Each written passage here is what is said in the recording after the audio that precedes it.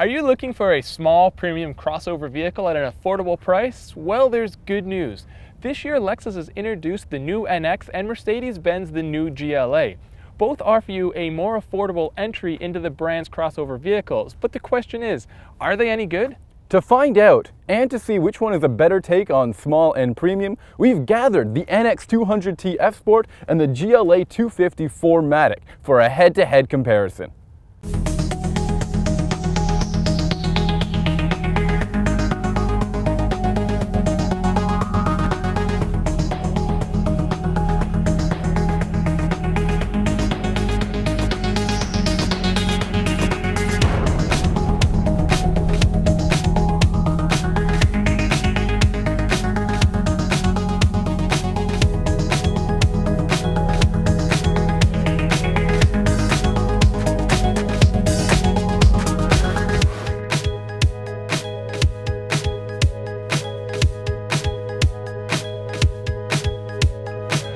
At first glance, these two vehicles may not seem like direct competitors.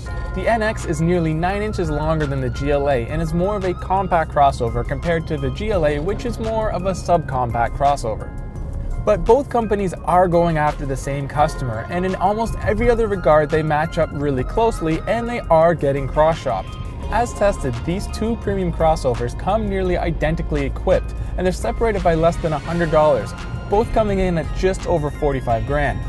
More importantly, both can be had for a lot less money, giving you a new low entry point to get into a Lexus or Mercedes-Benz utility vehicle.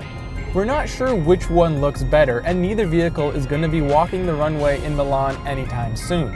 I prefer the restrained looks of the GLA, while Sammy likes the funky in-your-face looks of the NX F Sport. 2-liter turbocharged engines seem to be the norm in the compact crossover segment, and that's exactly what we have here today. Both of these cars make 258 pound-feet of torque, while the Lexus has a distinct power advantage, making 235 horsepower compared to the Mercedes 208. Now, despite that power advantage, both of these cars are expected to do the sprint from 0 to 60 in about 7 seconds. The GLA manages that by being lighter and having an extra gear in its transmission. But despite what the numbers say, the NX200t definitely feels faster. The power delivery is smooth and robust, and it never feels like this car is struggling to get anywhere. Just one poke of the accelerator on the highway and you'll get up to speed in no time. The GLA, on the other hand, feels a little bit sluggish, especially off the line, where its transmission feels really jerky. But once you get up to speed in the GLA, power delivery isn't that big of an issue because the transmission really does change gears quite quickly. With less power, a lighter curb weight, and an extra gear in its transmission, we expected the GLA to be more fuel efficient than the NX. But it absolutely destroyed it in terms of real-world fuel economy. In fact, we saw it get 29.3 miles per gallon compared to the Lexus's 24.3 miles per gallon, making this category a tie. And you're not gonna like this, but there's another area where we can't pick a clear-cut winner: ride and handling. Both these vehicles are set up with very different missions in life, and it comes down to a matter of personal preference, not right or wrong. As much as the GLA tries to be a crossover, it's really a slightly taller hatchback. It's nimble, and with a lower curb weight and smaller footprint, is much easier to drive around the city. In fact, it's so car-like, we find a lot of the same qualities in the GLA that we found in the GLA250 sedan. In contrast, the NX drives a lot like a crossover. Now, it's not some big, unwieldy vehicle to control, but it does have a larger, heavier, more planted feel to it. Sammy probably summed it up best when he said it's a properly scaled down Lexus RX 350. And in case you're wondering, when it comes to cabin noise, both vehicles are about the same and are more than acceptable for the luxurious badges they wear on their trunks. Okay, no more ties. When it comes to comfort and space, the Lexus NX200t is clearly the winner. Not only does it have a softer suspension setup, but it also has far more space. In fact, the rear seats are so comfortable and can recline, allowing for proper lounging. In comparison, the GLA's seats feel really low, and the seat back is really upright, making it kind of uncomfortable, especially with the lesser headroom and the lack of rear legroom. But the biggest surprise came with the cargo capacity of these two cars. With the seats up, both of them seem very close. The Lexus has a higher load floor and doesn't seem all that deep. In comparison, the GLA has a far more accessible rear opening.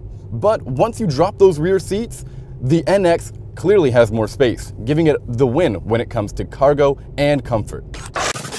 The Lexus may win on comfort, but when it comes to functionality, the GLA easily wins.